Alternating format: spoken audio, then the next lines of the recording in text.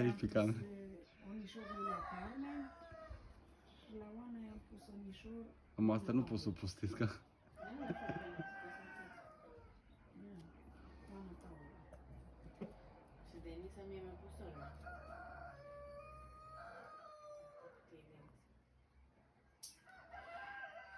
Dai seama câtă carne are ăsta în el. Am tăiat unul roșu așa, dar un pic mai mic. Și unul negru. Deci o carne bună, puiule. Tragere. Mai moale ca la aia asta la altă.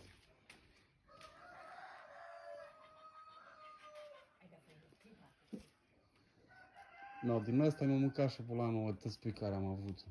Mai am dacă mai am vreo 2-3 pui.